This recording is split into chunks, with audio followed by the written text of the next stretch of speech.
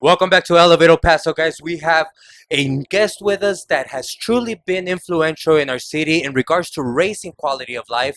And this is one of those moments where we want to take advantage and see how it is that the mentality has been to bring about these projects such as this, the streetcar, which has been completely innovated and brought back something that has always been an icon to our city. For this today, we're here with Peter Svarzbein. Peter, how are you? Good. How are you doing, man? Nice to see you. It's a pleasure to be with you, and thank you so much for the opportunity. No problem. Peter, tell us a little bit about this project. It's one of the projects that has been fundamental to the revitalization to our downtown area, and it's very much your brainchild. Yeah, I mean, the streetcar project is one of these projects that we need to celebrate. It is what the streetcar is a celebration of that authentic experience we have as a border community. The car that you're riding in are the same cars that used to go hundreds of times a day between El Paso and Ciudad Juarez. And for us, it's really important that we own who we are, that we celebrate our history, because our past and our present will help define our future. And the streetcars, for me and for generations of El Paso, was a great symbol for that relationship we have between El Paso and Juarez, that relationship that we had with each other, the fact that border crossing really defines us, and what we understand and what these streetcars represent is the border as an opportunity. Yeah, and it's definitely something that has been iconic to our city. And I remember the movement to getting them all fixed up. I remember flying into El Paso, and you could see them all laid out on the side of the airport. Uh, that movement was something that really got El Pasoans going. Tell me a little bit about how it is that you first started to kind of get El Pasoans to get into the idea. So for me, there have been people for decades, ever since the streetcar stopped in '74, who have been wanting to see these cars reborn. My involvement with it started with my thesis project right here, the El Paso National Trolley Project, and it was an ad campaign imagining a streetcar running between the two cities. When I started the project, it was in 2010 when the violence was really bad in Juarez, and I wanted to do a project that could talk about what it meant to be from the border and try to imagine a better future between the two cities. If you can't imagine a better future, you can't have one. And so that's how the project started. I put posters throughout downtown, took thousands of photos. You were one of the people that I took photos of. And at each opportunity to show up with a poster or to take a photograph was an opportunity to talk about this history, right? Was to talk about how we're connected, about how the streetcar represents that. And what was truly serendipitous is that about a year, 6 months into after I started putting up posters, the city started doing a feasibility study for a streetcar to connect UTEP and downtown. And at that point, it was a question of I'd left El Paso since high school. I was doing my thesis in New York. I'd lived in New York for about 10 years. And there felt like there was this urge to come back and see how far this art project could affect reality. And so when I came back in 2011, I met folks like you and many others, and we tried to get it put on the Quality of Life Fund project. We collected over 2,000 signatures, and that support helped the city lobby the state for the $97 million grant that built that. And I think it's really important for your viewers to understand what $97 million are from the state. A lot of people, I think, are a little confused. They say, why are we spending money on this when there's potholes or whatever? Tucson spent $60 million for their streetcar line to get a $60 million match from the federal government. We got $97 million from the state for a $3 million commitment to basically do the design of it. And this is the only heritage streetcar line that has been built in the United States in a very long time. The fact that we have these cars that used to run between the two cities, other cities have reproductions, they have the modern streetcars, which still have old guts, but this is the best of both worlds. Right. We have the history, the iconic Art Deco design of the PCC streetcar, which was approved by FDR in the 1930s. We have the outside shell that's the same shell, but the insides are all new. Right. So we got air conditioning, we got heating, we have Wi-Fi. It's ADA compliant. We even got little bike racks right here. That didn't exist here. There was no air conditioning. You can talk to your parents or your grandparents. They'll tell you that these things got a little hot in the summer. So we're truly fortunate and blessed to have this opportunity here. Now, I do very clearly remember that time when you were coming back from New York, you were doing the photography, and this was something that you were so passionate about that it turned everybody on fire about it. Now, for the Pasoans that have an interest in regards to doing something like this that raises quality of life and have that passion, what advice do you have for them? How can they go about it and start that movement just as you did? Well, I mean, I think first and foremost, is to be passionate about your belief in your idea and to work with partnership. I mean, had I think come back and just sort of kept to myself, it'd be a different thing. But really, like a project, an idea needs partnership, and what I think in a community like El Paso is sometimes we say we're starved for things. And I don't think we're starved. I think that we we want people to come in, and I found El Paso to be um, extremely rewarding, and people just get excited about things. And so, it's just a question of getting folks that are excited, that are like-minded. And there's a lot of people.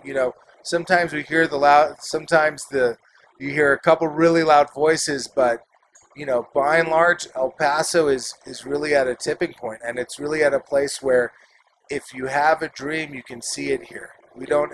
We're fortunate that we have a lot of motivated people here that want to see the city better, and we all have our own role to do that, to leave this world a little better, to leave this community a little bit better. Whether that's by opening up, a gallery, or helping to help a gallery out one day a month with last Thursdays. Whether that's painting, whether that's working on a poem or on a theater play, whether that's making a video here, making a song, helping to bring a business here, helping to tell our story, helping to organize hikes, helping to to organize adopt puppies. Like we all have different things, and I think that the blessing that we have here in El Paso is that we're a little separate from the rest of the country, right? Heck, separate from Mexico, separate from the U.S., and that gives us a space for us to do our own thing. Yeah. And so that's like a really great opportunity that I think that we should embrace, and we are embracing it. But I mean, that's what we have to be here on the final frontier, the edge of the earth, right? Is that if you want to see something, you can make it happen. Yeah, and Peter is one of those that had nothing to do with politics in itself. He was just your average guy that had big dreams, big passion, and knew how to get that support, and is now influential, not just because of the streetcar, but many other policies that he's been able to influence at city council. El Paso is in that situation where we're about to become that big city, but we're still friendly. We still have that small town soul, and it's time for us as a city to take that introspect and decide how it is that we're gonna be able to maintain that friendliness and still be a big city. Well, I think that first of all, you know, we gotta love El Paso, Yeah, right? And I think that that's something that, for one, the streetcar really shows is a love for our city. It's historic preservation come alive. Each one of these cars is an art piece in of itself, and it's unapologetically us. These aren't these are the same cars that used to go between El Paso and Juarez, and for us to take that next step, we have to embrace it. And what does that mean to embrace El Paso? That means that we need to embrace the fact that we're a culturally unique, economically distinct region. To love El Paso is to love Juarez. yeah, We are the largest binational community in the Western Hemisphere. When folks go to New Orleans, it doesn't feel like the rest of the South, right. right? It's got this mix of the French and the Creole and the African and the South, and it's this mishmash, right? Yeah, That's people go there, and it's a different kind of vibe. Miami's similar as well. El Paso's got its own thing.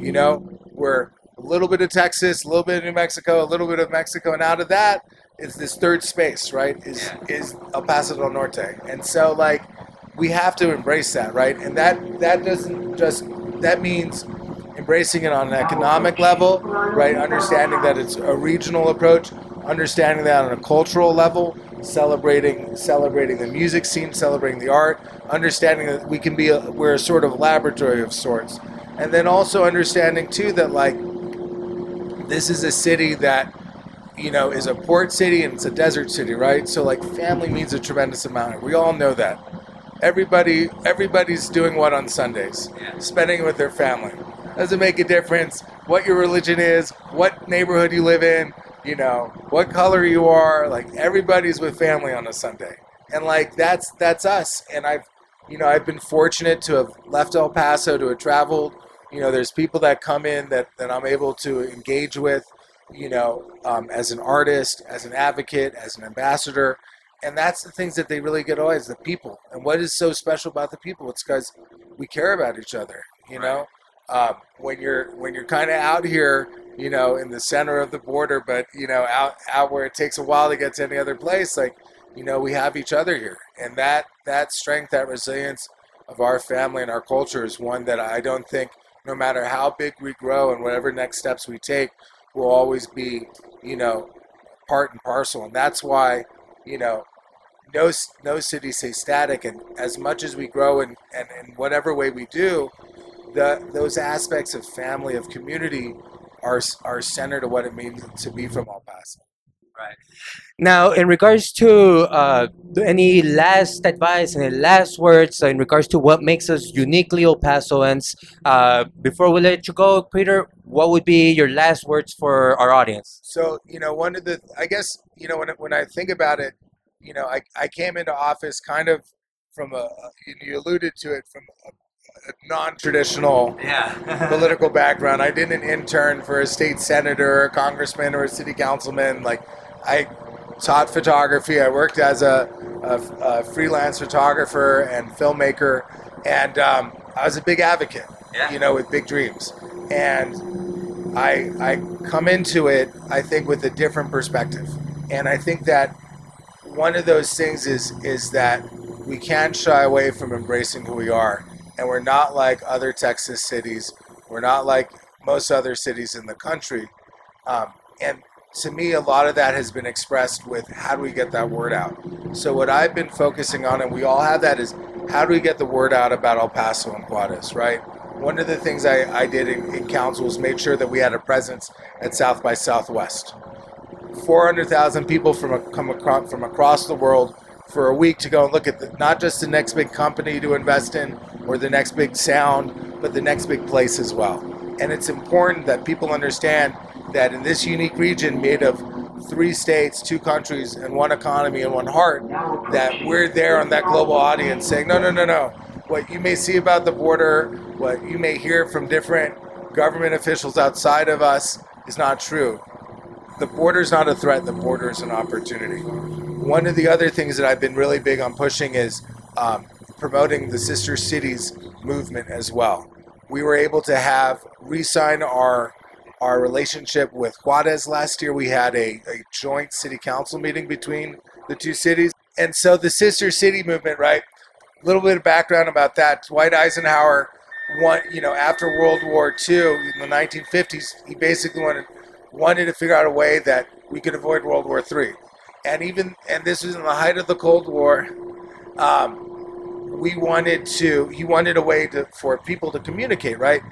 And he came up with this Sister Cities International program, which was the largest citizen diplomacy group. Basically, the idea was no matter